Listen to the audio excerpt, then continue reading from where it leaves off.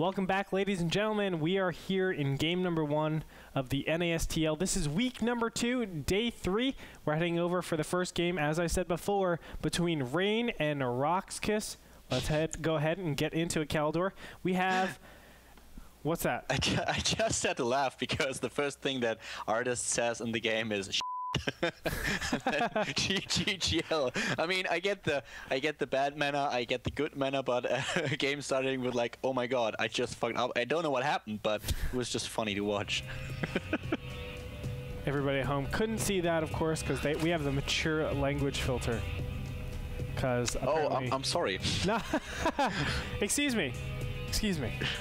You just ruined everything. You made this over PG-13. Thank you. And the damn didn't make it any better either, did it? No.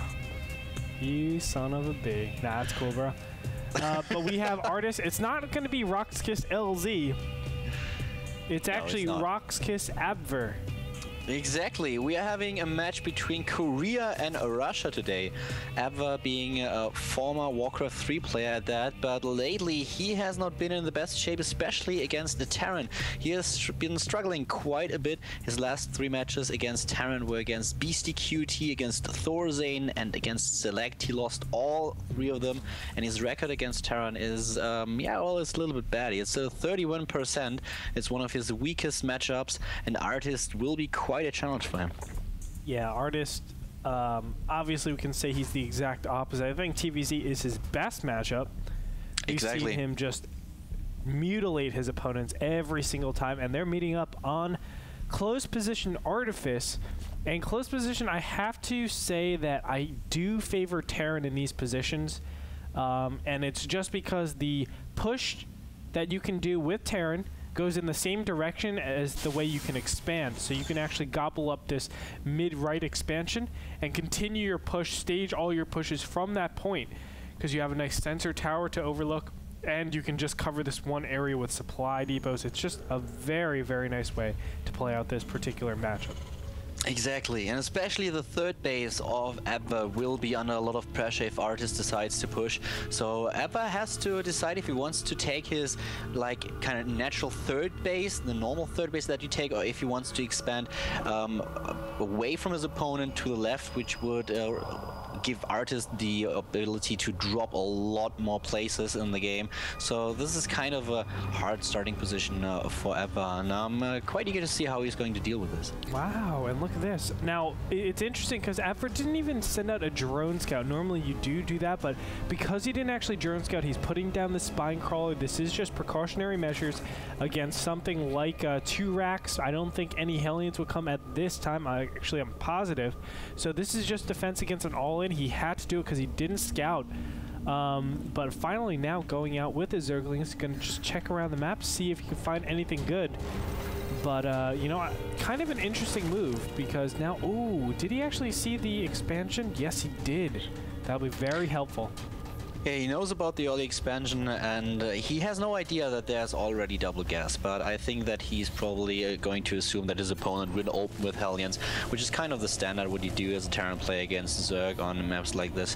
So now the factory is being placed down for Artist already, and Abver just droning up, trying to get a little bit of an advantage early on in terms of his economy, or at least to keep up with his opponent. So yeah, he has control of the Xel'Naga Watchtower, but not for long, I guess. Looks like these Marines will go ahead and deny that. You know, he is, as you said, going up to Reactor Hellion, but the important thing to note is, look at that. He's actually stopped mining gas, and that's because he's going a very early 3rd command center. That's going to supercharge his economy. He has an extra mule to deal with. He has extra production. Obviously, it's a 50% increase in production of your SEV, so he's going to get a booming economy as soon as that kicks in. Looking at Abver, we see a hatch in his base already. So far, there hasn't been any attempts to attack at all. He's now just getting double extractor, so we might see attack, but that hatchery will give him a lot of additional lava, and he might just decide to go for an early push against his opponent. And with the 3rd command center being built already, Artist would be in a little bit of trouble if Abver would really go for that attack, especially because he throws down a starport as well, so he's taking hard. Wow, and this is a little bit risky. Now, it looks like the barracks is right next to it, so he might actually go Banshees directly afterwards. Cloak Banshee is definitely a way to throw off your opponents, but you have to be careful because you're starting down as it is.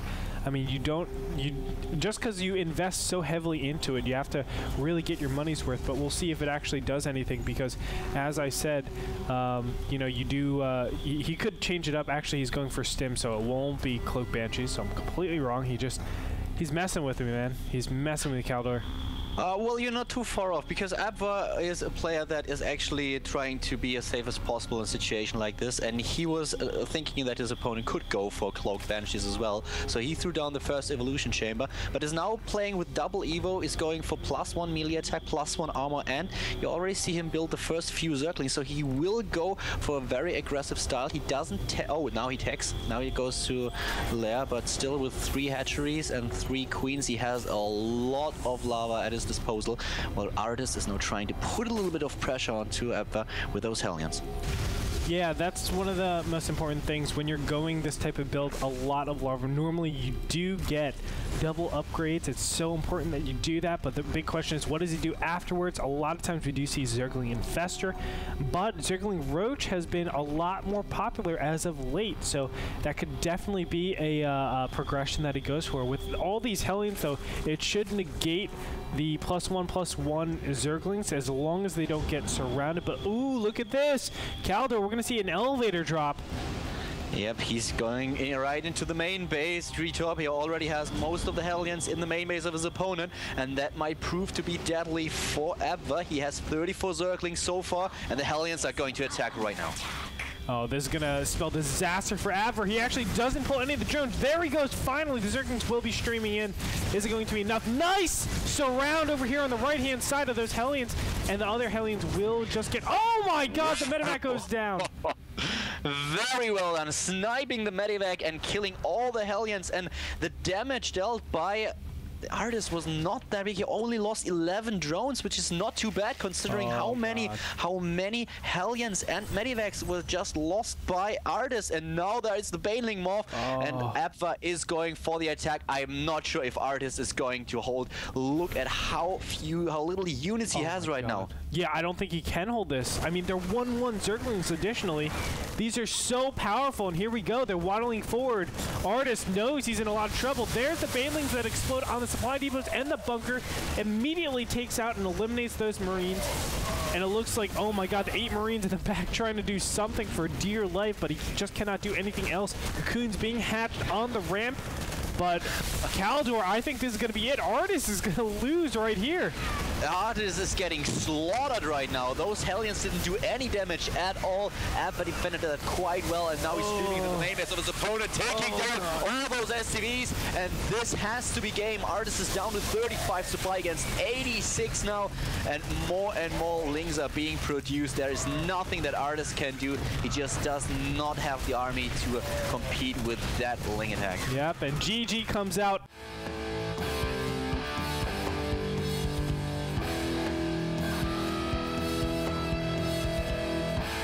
Abver gonna take the match in, I think, a big upset. Artist is known as one of the best TVZs, I think, and he has been participating so much in the international scene. But, you know, that was a very, very straightforward game. I like the trigger that happened.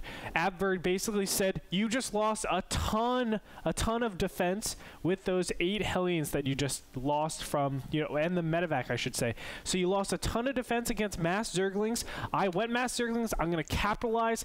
I'm going to go for a Baneling Zergling bust right now, and it was basically, there was nothing that Artist could have done in that game. Yep, you're spot on with that. He was just on top of his game, Abva that is, and he played very, very well. That defense triggered the attack, and well, Artist was just helpless. Yeah. So, you know, very, very concrete game. I think it was kind of interesting that he actually went for that 8 Hellion drop. Again, I mean, hindsight is 2020, but we can look back at it and see it was just such a hefty investment. And I don't think 8 Hellions would do any more than 4 Hellions would do. I think those the doing the same thing, or excuse me, both accomplish the same thing. You know, you just do your slight harass, and you're able to get out. So if anything, I think it's better to just harass with 4 Hellions. But you know, you can see Artist definitely paid the price for that, and he's gonna go down. So we have Rain down 0-1 against Rox.Kis. Congratulations to Rox.Kis for their first win in this particular tournament. We're actually gonna cut to a short break, and when we come back, it's gonna be game number 2. So stay tuned, everybody.